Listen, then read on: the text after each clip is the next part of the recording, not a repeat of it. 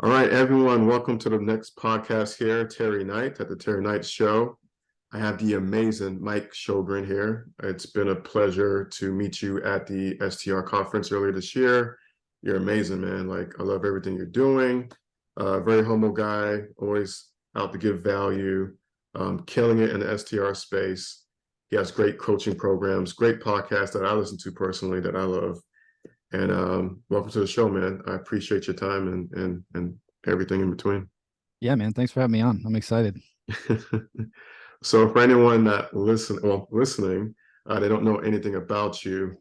Um, I went to the conference and your story resonated with me a lot because you work full time initially and you're looking for the time for the family and trading time for money, like you said, right? And you had a lot of obstacles in between, especially when you have a new child that comes into the world, right?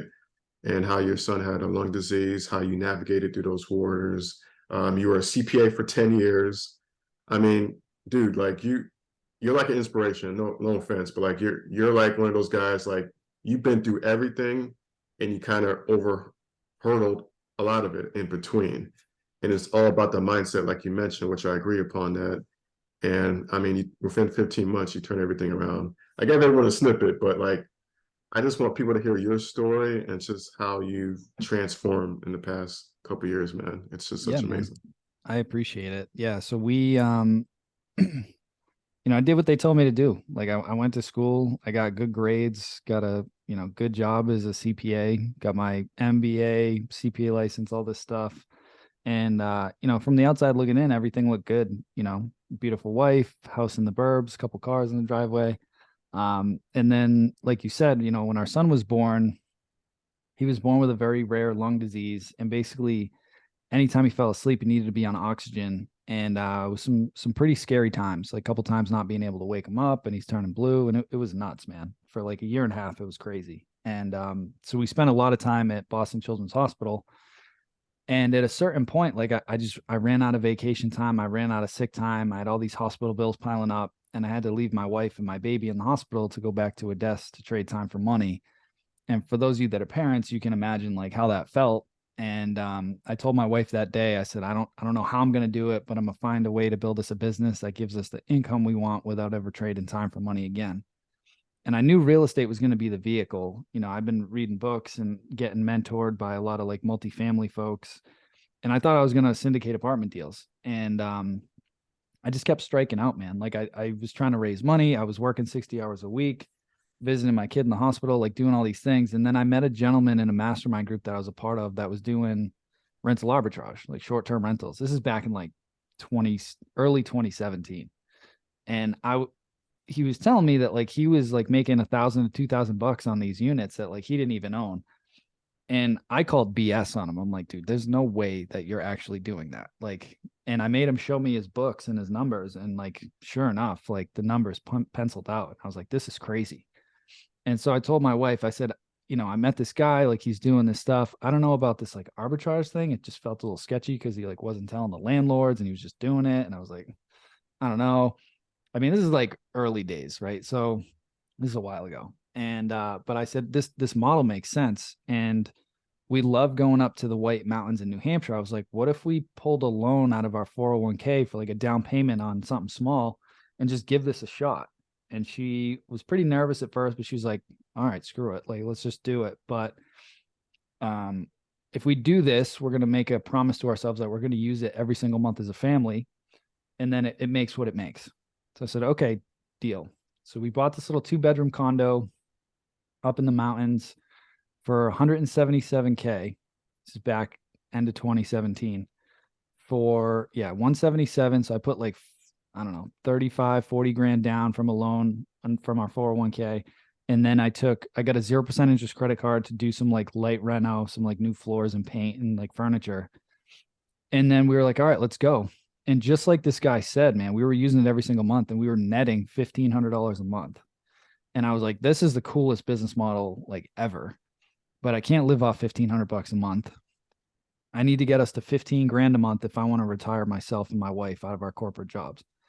And so I didn't have any more cash. Even if I wanted to do arbitrage, I didn't have the money to do it. So I just started thinking, I'm like, well, what if I just found investors that had long-term rentals? And what if I just taught them about these short-term rentals and I could run everything for them and just take a piece of the revenue, just take a management fee for doing it.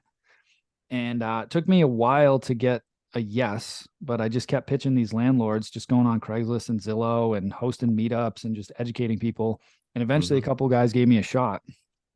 And within a year and a half, like we had 15 doors across 5 different states, and I was able to quit my job. My wife quit her job, and I retired my mom like very quickly through this business.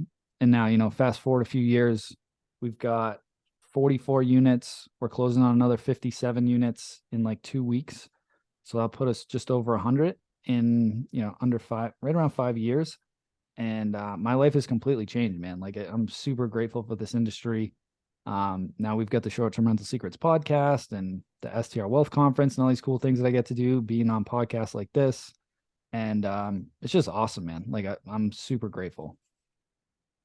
That's an amazing story. The one thing you brought up was you had your wife get on board, 401k, dipping into that.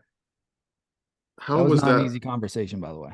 Oh, I can't imagine, especially with the wife. Yeah. What made her like have the faith to jump into that with you? Like, what do you think? It was just having several different conversations to say, hey, different rounds to make sure everyone's on the same page? Because I know that's challenging, right? Like you're taking funds that you're saving for retirement and investing in something that you don't know is going to work, but you believe it will be.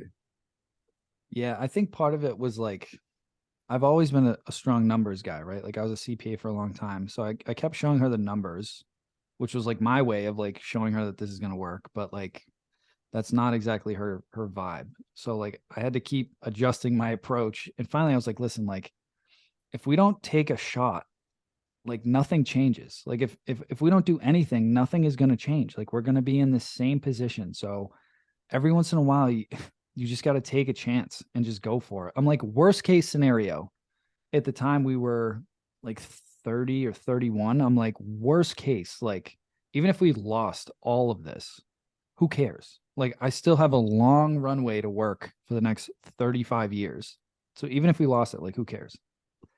And at some point she was finally just like, once she actually saw the place that we bought, she was like, all right, I want it. Like it's awesome. Like it's a small little condo, but the views are amazing. Like we got views of Mount Washington and a bunch of ski resorts. Like it's awesome. I love it up there. We still have it.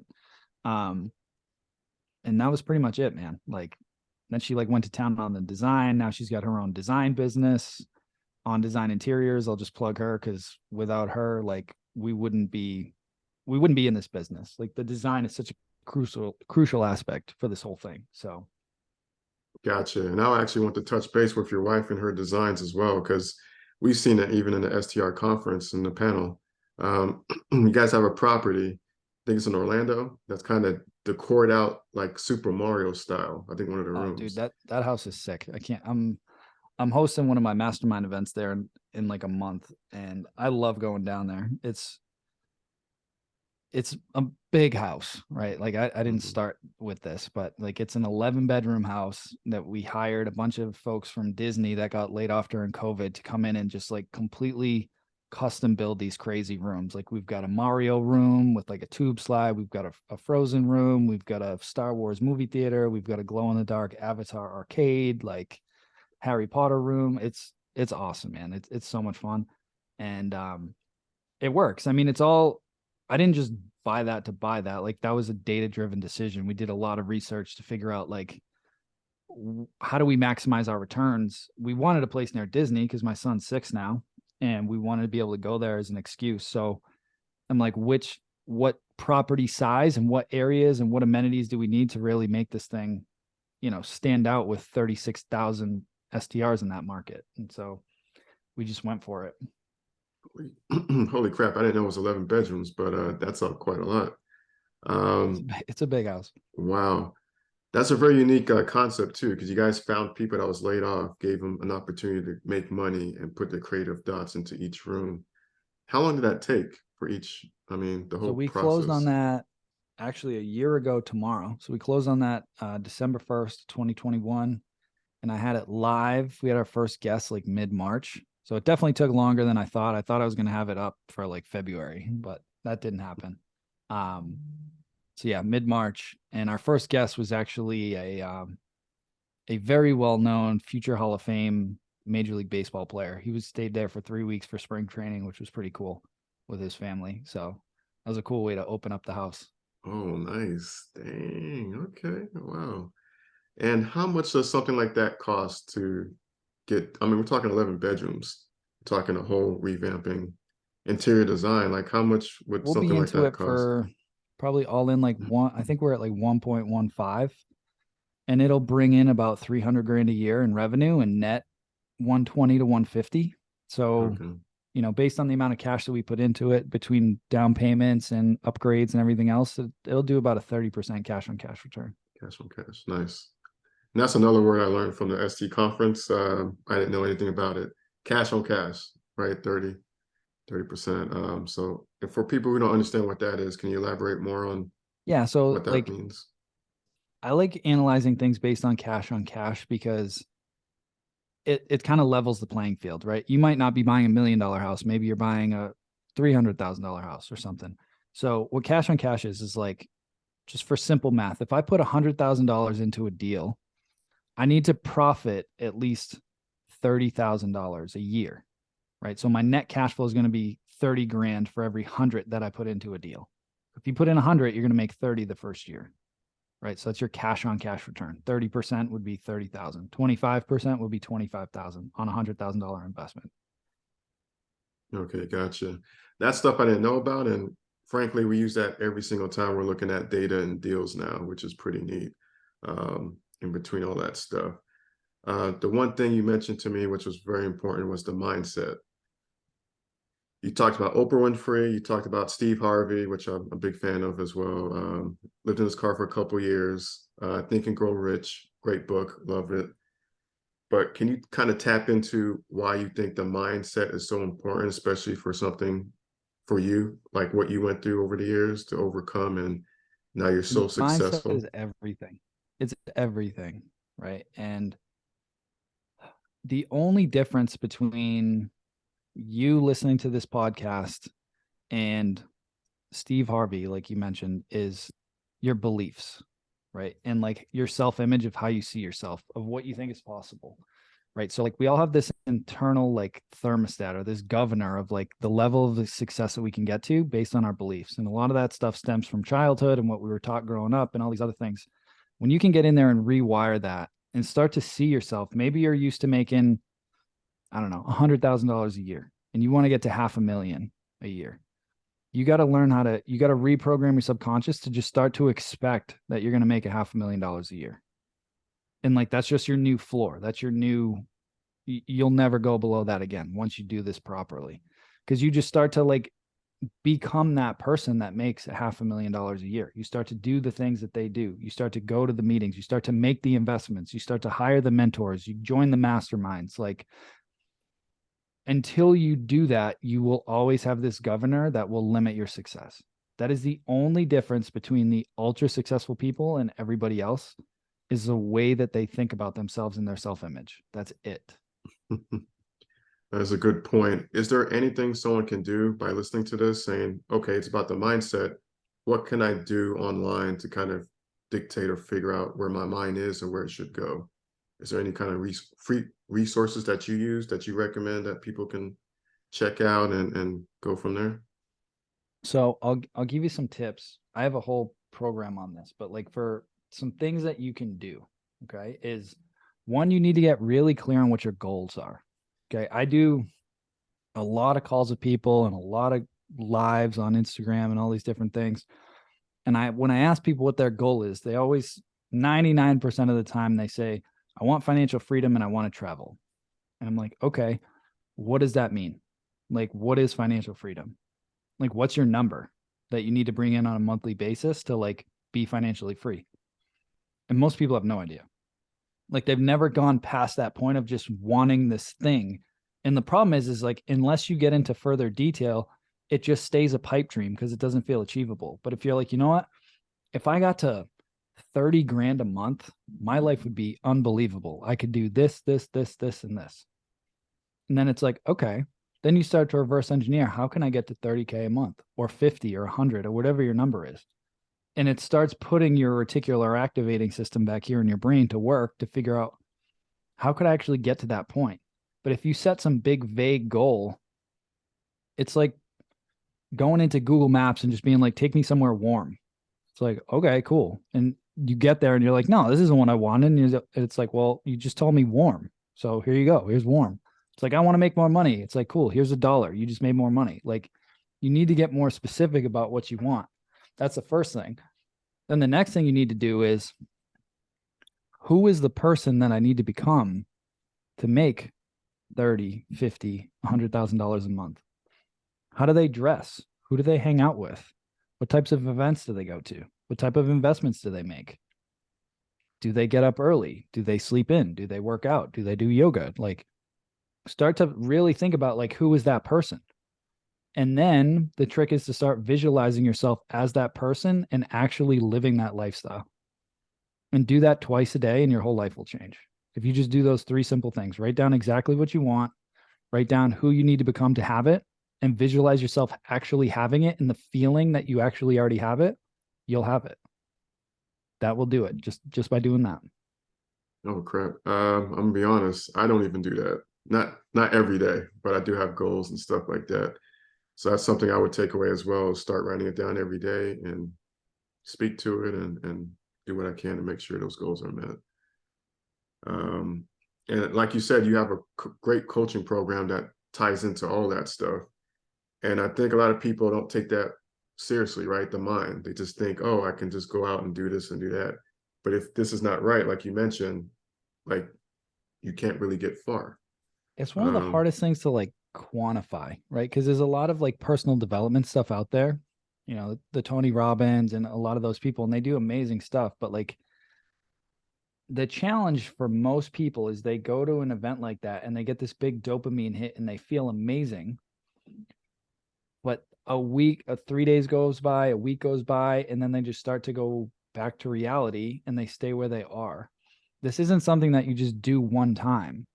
I do this every single day, literally every day. I visualize at least twice a day. I keep my AirPods right on my nightstand right before I go to bed and do a 5-minute visualization. Before my feet hit the ground in the morning, I do another 5-minute visualization, and then ideally mid-morning and mid-afternoon, because I'm just constantly feeding myself. This is who I am, and this is what I want, and I will have it. And just by doing that, like, you start to achieve more. And if it sounds woo-woo, like, I don't care, man. It works. Like, I'm just a regular dude. I have 12x my income in the last 3 years. Like, think about that conceptually. Like, that's crazy. Turning your annual income to your monthly income and growing, right? Like, that's absurd. Most people will never get to that level. All that you have to do, though, is just do those 3 things. Like, get clear on what you want and why you want it. See yourself as that person that has those things and just visualize it over and over and over again, and just reprogram your subconscious, and you will have those results. I promise you. Damn, that's very powerful. What what's your daily routine, man? Because you're amazing. You do a lot of great things each and every day. You have a lot of time because you're very organized and you have all these operations in the background, which I'm gonna get to next. But what's your daily routine looks like on a daily basis? It's pretty simple, man. Like, I get up around 6 a.m. I go downstairs. I've got a gym in my basement, just like a Peloton and one of those tonal machines. I love that thing. And I'll work out for about a half an hour, do some stretching. I'll take a steam and then a shower. Then I drive my son to school. I usually make a protein shake in the morning, drink that on the way to drop him off. And then I just come to the office. I do a morning huddle with the coaches from my coaching program. And then each day is a little bit different. Like, Mondays, I don't do any meetings. It's just content and strategy for the STR Secrets brand. Tuesdays, it's usually a heavy meeting day. I'll stack a lot of meetings, whether it's talking to vendors or podcast folks or whatever. Wednesdays, I block my calendar. I'll do a morning huddle. And then in the summer months, I'll go golfing. In the winter months, I kind of do whatever the hell I want. And then Thursdays again is a heavy meeting day. And Fridays I block for golf again. So like I block Wednesdays and Fridays for like me time. And it wasn't like that when I was building this whole thing. We've gotten to that level now, but again, think about how do you want to design your lifestyle? Like I intentionally designed my schedule to be the way that I wanted it to. And I've gotten to that level over a few years, but like people ask me all the time, like, why don't you start a fund and raise all this money and do more hotel deals and do all this stuff? And I'm like, I could, like, I definitely could, but like, why? Like, what's the reason why? I make plenty of money.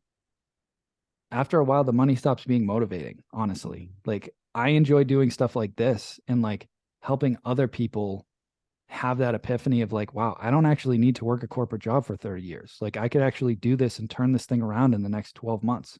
Like, that's what I get off on. So that's what I do. I spend the majority of my time coaching and podcasts and organizing the events with Bill and the STR Wealth Conference and all this stuff. Like, that's just what I enjoy doing. So I still do deals. We'll usually do a couple deals a year and whatever. We just continue to grow steady Eddie, but I don't feel a need to like right now. I don't feel a need to grow some like 1,000 unit empire and become a multi-billionaire. It's just maybe at some point that'll change for me, but my kid is 6. I like going to his soccer games. I like driving him to school in the morning. We've got his school play in the middle of the day next week. Like I don't have to think twice about that. Like that's in my calendar. I'm going. So just figure out whatever that lifestyle is that you're trying to achieve and just be honest with yourself. If you want to be a billionaire, that's fine. Then the question becomes, are you willing to do what it takes for the next 5, 10, 15, 20 years to make that happen? And if you're not, that's okay. Just reevaluate what you want to do with your life. Yeah, that sums it up.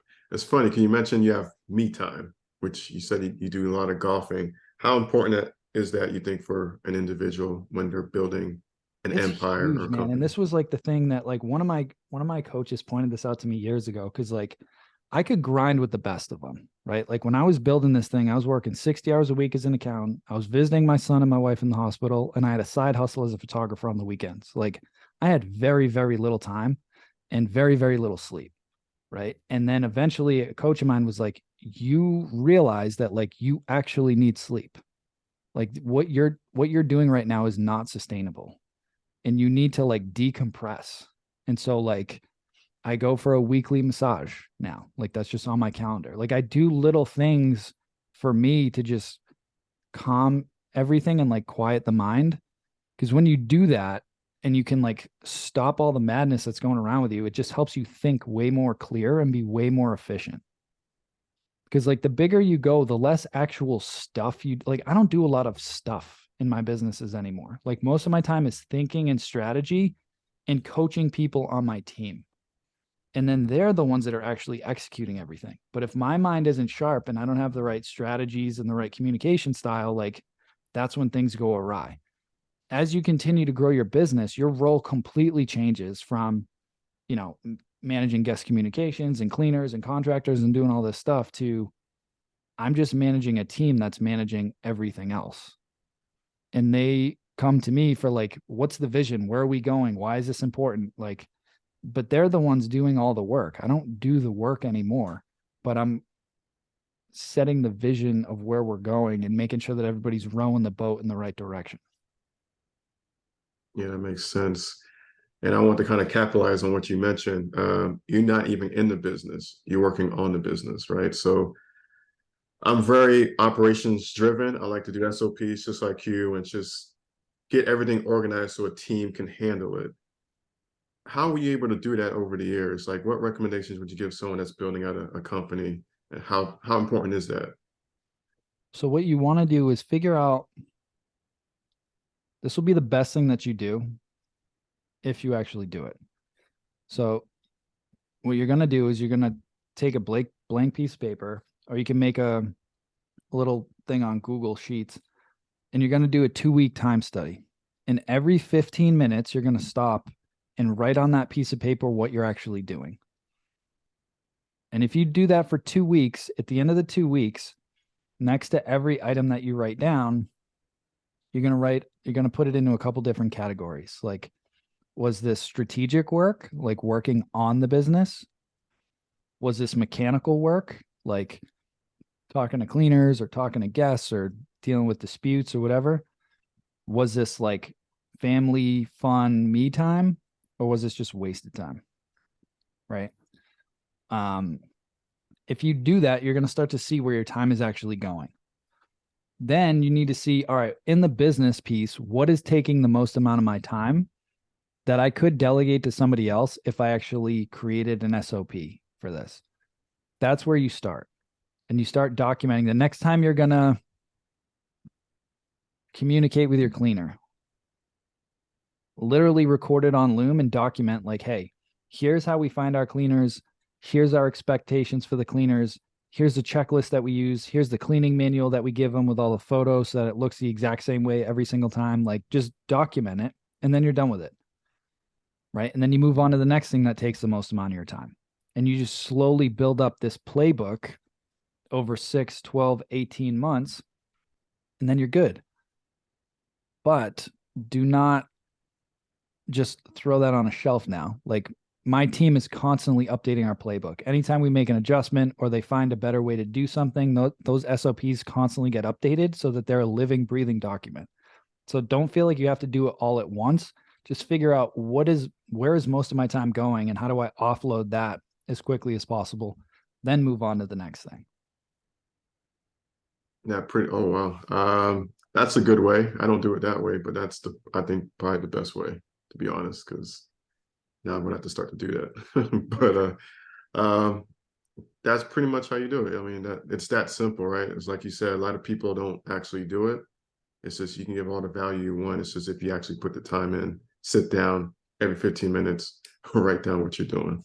Because you're able to automate it, man. Like you're not even in it. Like It's 2 hours a week for the properties, like legit. Maybe next week, like the end of the month, is probably more like 4 because I'll review all the financials in detail and everything else.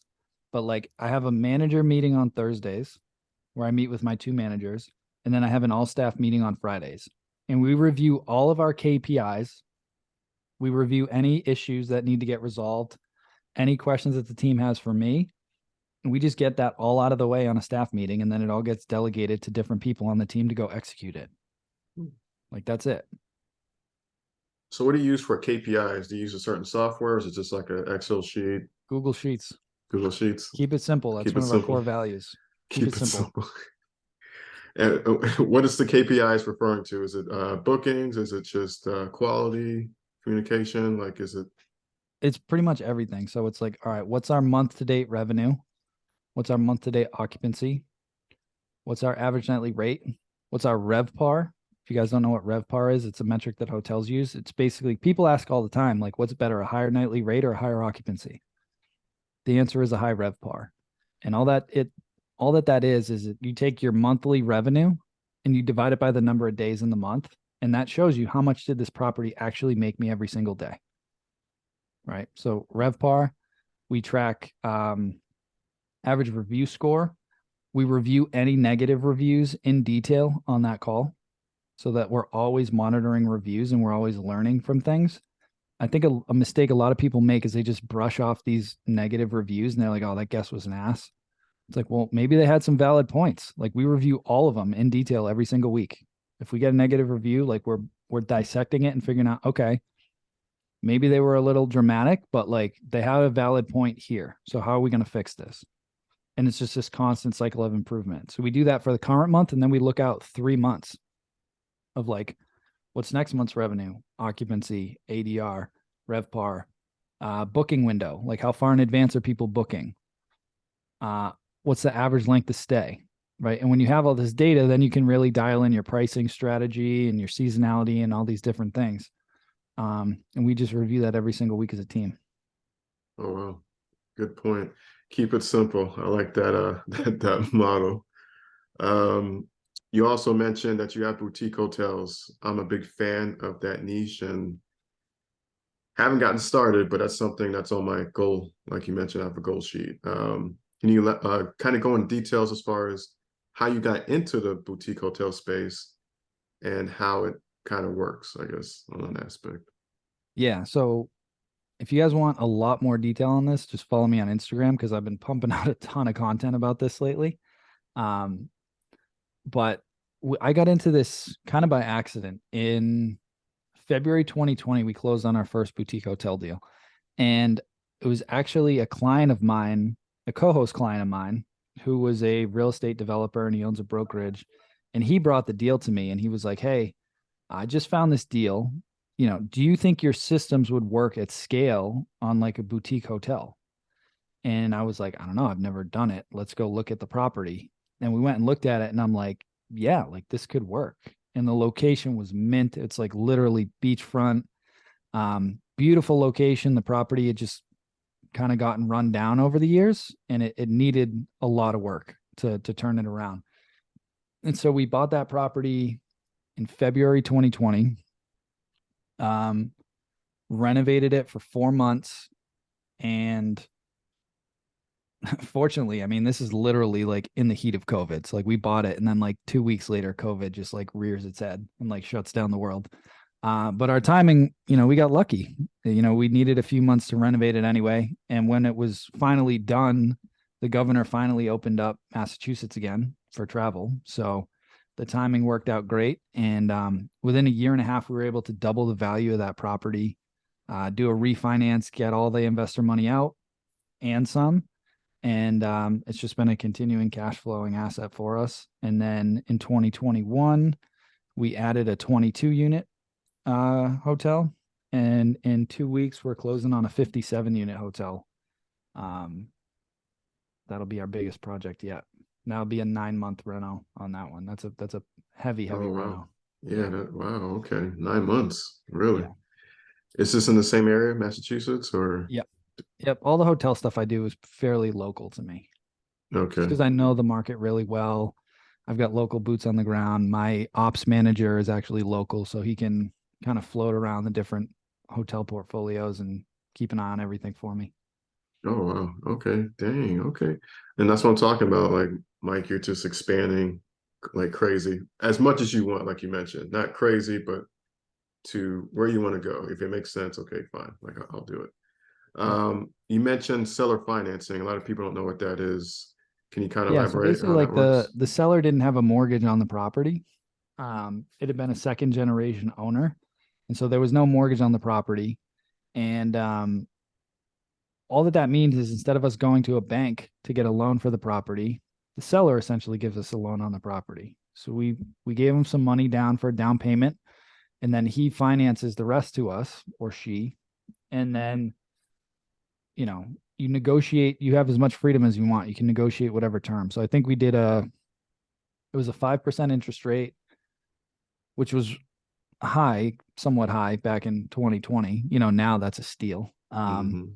But it was a 5% interest rate, 20-year amortization with a 5-year balloon. So basically, 20-year amortization means that you take whatever the loan is and you divide that by 20 years, and that's what your monthly payment's going to be.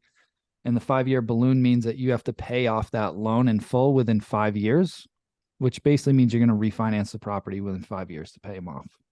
And so that's what we did. Okay. Within a year and a half, we refinanced and got all the money out, paid off the seller, and then yeah, that's it. Rinse and repeat. Yep. Awesome. Awesome. So to run these boutique hotels that you have and other properties you have across the states, what software do you think benefits like people to use? What recommendations would you give to for someone to get started if they want to get into the STR space? For STRs or hotels? Both, right? Okay. So hotel and both, your So opinion. there's a lot of really good like hotel specific software, and I tested it out for a year and it was great. But the challenge is then my team was managing two entirely different sets of software to run the portfolio, and they hated it. So we consolidated everything back to one system for everything. So we use Guesty Pro for our PMS. Okay, we can run our hotels through that. We can run our STRs through that. I use Price Labs for pricing. Um, there is more involvement with that. I'm a lot more involved with pricing the hotels because Price Labs isn't really a hotel pricing software. So we can use it, but there's a lot of customization that we do with it. Um, we'll use the Ring security cameras. We use the noise aware for the noise monitoring. We use the Yale Ashore locks with the Samsung Bridge, and Lynx is the software that ties it into Guesty. If I was starting over today, I'd probably just use a Schlagen code. They're harder to come by, but they basically have a lock with Wi-Fi built into it, so you don't need a bridge or a hub to connect it to the internet. I think if there's anything else, we use Hostfully for the guidebooks. Mhm. Um, that's pretty much it. That's pretty much it. Yeah, there's a whole portfolio right there. Um, are all the boutique hotels like selfless check-in, or are they like Well, how they are with they're all cards? self check-in, but the first one is actually fully staffed. So like I have somebody there at least during high season every single day. So um and then we have like a bar. So I've got bar staff, I have in-house cleaning team, I've got a couple high school kids that work the parking lot for me in the summer because we have a Mhm. huge parking lot. So the guests can use it, and then we rent out spaces for the beach. Um, Originally we were planning to run that one remote, but what I found was one, the nightly rate's like $400 to $600, so guests just have higher expectations at that level of property. But two, the way that this property was laid out, it's like a typical New England inn where it's basically just a huge old Victorian mansion that they chopped up into hotel rooms. And so we found it more so for the older demographic. They had a hard time actually finding their rooms. So as much detail as we put in all the automated messages and everything else, some of the older folks were still having a hard time actually getting to their rooms. So we just found it was just a better experience to just have somebody on site that could help address any of those issues. And then they can manage the cleaners, the bar, the parking lot guys, landscapers, all of that to just kind of coordinate all of that. And yeah, it's worked out. The 22 unit we run remote. Um, the 57 unit, we're going to have staff for that one too, just because it's so big. Oh yeah, that's huge. Yeah. That's pretty cool. You mentioned like with your wife doing the whole interior design. How important is that when you're in this space? Because I don't think a lot of people take that seriously, or they don't really Dude, it's think in that huge. process. I'm not kidding. Like when I say this, I'm not saying this to just flatter my wife. Like that is one of the most crucial aspects to why we've been so successful in this industry is the design on our properties is lights out. Like it's so good. And especially now, like if you've gotten into this business, honestly, anytime after 2020, like mid 2020 to now, it's been pretty easy.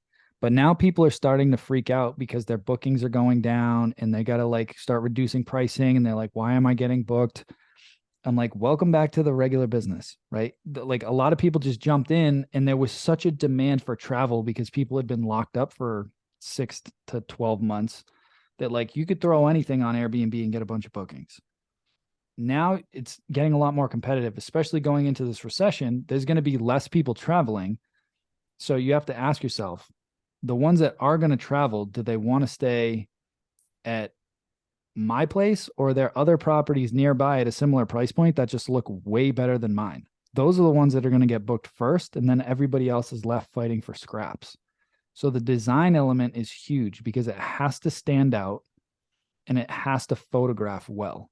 Because there's millions of properties on Airbnb and these OTAs. And if you just picture yourself as a consumer on your phone, just scrolling through to try and pick a place, you need something that's going to stand out that catches somebody's attention that they go, ooh, that place looks sweet. I want to stay here, right? And at least it gets you the click on your listing. That's so amazing. And based off that, is there like a certain amenity that you think all properties should have to get more of an increased rate of a booking? In your opinion, I know every area market is different, but is there something that you're saying, hey, this is needed definitely no matter where you go? Um, the best Wi-Fi that you can get. Give them some type of option. Like we'll do like Hulu Live for a lot of the properties. I see a lot of people, they're like, oh, they can just sign into their own stuff. I'm like, they can, but like at least freaking offer it for $60 a month or whatever it is. Like just offer it. Um, That makes I started sense. I putting like like that. coffee bars in some of my nicer properties, not just like a Keurig, but like a legit like espresso machine and a French press and a Keurig with like whole coffee beans and like nice coffee, not just like cheap stuff. Um, just doing those little details that like, my team was ordering coffee for one of the properties a couple weeks ago, and they sent uh I forget the name of it, but it was like some cheapo coffee. And I saw my manager Matt was like, "What are you doing?" He's like, "Get like the Starbucks or whatever like the nicer coffee is. Like don't put that stuff in there. Like this is one of our higher end properties. Like just do the little details better than everybody else and those compound." Like it's not always like, yeah, that house near Disney is insane, right? It's amazing and it does very well. But even just a little two-bedroom, if it's furnished well and you've got a really nice mattress and nice sheets and nice towels and just all those little things, you put a little welcome card out there with maybe a bottle of wine or some chocolates. It's just those little details. Like those are the things that compound. Like you're in the hospitality industry, so you got to start treating it that way. And like what would make you feel good when you checked in? Just little touches go a long way. Yeah, I bet. That's good points, actually. What's your feeling about direct bookings? I know that's very key for everyone to get the best bang for your buck. But even for our sake, like we've seen a lot of fraud and scams, and we're trying to navigate those issues with ID verification, rental agreements, IP tracking, all those sorts of things. What's your take on that? If you So, even if you like, have you ever been through that process, I guess, oh or hell dealt yeah. with that? We're like 60 to 70% direct, especially with the hotels. So like we do a lot of direct bookings. But what I will say, especially if you're like new, like really new to this, a lot of people think, "Oh, I need a direct booking website because that will get me more bookings." I want you to think logically for a second, okay? Airbnb has over 150 million users that are on there that want to book something. If you can't get booked on there, you're going to have a hard time getting booked on your own website that you have to drive traffic to and everything else. You have a problem with your property or your listing or your pricing. Like, fix that first. Like, I tell people, again, keep it simple. First, learn this business. Use Airbnb, use Verbo, whatever platform you want to use to learn how to run a hospitality business. Collect the names and email addresses and all that stuff. That's great. And then eventually, once you get that dialed in and working properly, then go build your direct booking website and deal with all the other headaches that come down the line with doing that. But if you try and jump in and do everything at once, like I need a direct booking website and I want to do upsells and I want to be on Airbnb and Verbo and booking.com and Expedia and like you're just adding complications. For the first like year and a half, I was only on Airbnb and we made a lot of money. So like that was it. And then I finally just started expanding once I like was dialed in on like running a hospitality business. Then it was like, okay, it's time to grow and get on more platforms and start doing this direct booking stuff. And that's it. If you're in the hotel space, I will tell you less than 10% of my bookings come from Airbnb. It is not a good hotel platform because people are searching for houses. They're not searching for hotels on Airbnb. Not right now, anyway. So, like, we do about 10% on Airbnb, about 15% on booking.com. And like I said, the rest is all direct. So it's a different ball game. You can make a lot of money, but again, keep it simple first. Like learn the business and then slowly let it evolve into what it can be over time. Exactly. Totally makes sense. Um, you guys are doing the STR Wealth Conference for 2023. Um, can you let people know more about that and how you guys are able to? It's a great conference, by the way. Like, can you just elaborate what it's about and what day it is, dates, all that good stuff? Yeah, for sure. So it is the largest host driven conference. So myself and my business partner, Bill Faith from Build Short Term Rental Wealth, we put on the event. It is March 20th to the 22nd in Nashville, Tennessee. It's 1,000 people, all hosts, with a few key selected sponsors that Bill and I have relationships with that we use in our business. And I guarantee you it will be the most fun that you have at a conference and the most education that you will get at a conference, period. There's no pitching at all from the stage. It's all just straight value. It's at the Wild Horse Saloon, which is a sick venue right off Broadway in Nashville. Like the venue's unbelievable. It's really cool. We we launched ticket sales, I don't know, a few weeks ago, and we had allocated like 300 of them at the super early bird. And like 4 days in, we logged in and realized we had sold 750 of the 1,000 already in like 4 days. So we had to pump the brakes on that. The tickets are for sale now, and they're still at a really good price. I think they're right now they're like $500 or $600 or something like that for 2.5 days of content. This year we've got Mike Michalowicz, the author of Profit First and Pumpkin Plan and Clockwork. He's a multiple New York Times bestselling author. He's going to be a keynote speaker. We've got Tony and Sarah Robinson from the Real Estate Robinsons. Tony's also the host of the Real Estate Rookie podcast on Bigger Pockets. We've got Julie George coming back. We got Mark Simpson coming back. We got Brooke Fouts, founder of Vintory. He grew his property management business to 500 units in 5 years, which is amazing. We've got a whole bunch of amazing speakers. And we've got some dedicated networking time. We've got optional workshops if people want to do those. It's a blast. It's a ton of fun. You're going to learn a ton and you're going to meet a lot of amazing people, which is how Terry and I connected. We were hanging out in the VIP room, having some lunch, and that's how we connected. So it's a great time. Highly encourage it. You can check it out at strwealthconference.com to get all the details. And again, it's in March 20th to the 22nd in Nashville, Tennessee. Awesome. Yeah. So everyone out there, please check it out. It's one of the best conferences I've ever been to, hands down. Check that out. If you can go buy your ticket, I'll have the link below. And one thing I want to touch on for Mike, you're amazing, man. Very amazing. You offer all these different programs, coaching stuff. What's the best way for people to reach out to you to learn more about those opportunities and just to get value from you? Like what's the best place? So we got a ton of free stuff, right? So a ton of free stuff. You can follow the Short-Term Rental Secrets podcast. We've been doing that coming up on 3 years now. A lot of value in that podcast. You can follow me on Instagram at the Airbnb guy. I just started doing TikTok. I don't know anything about TikTok, but my team does all that for me. So we're on TikTok now at the Airbnb guy. I've got a free Facebook group for the Short-Term Rental Secrets podcast. It's a great community. We've got over 5,000 people in there.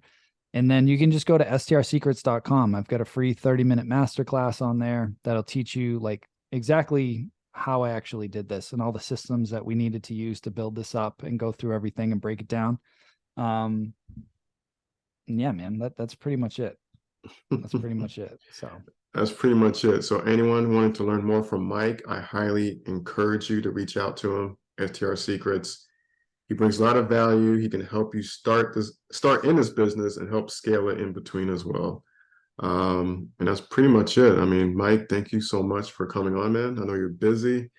Thank you for taking the time to talk to me and giving some value out to the audience there, man. Appreciate it. Yeah, my pleasure. My pleasure. All right, guys, we'll check you out in the next podcast. Peace out. Thanks for staying tuned and have a good day.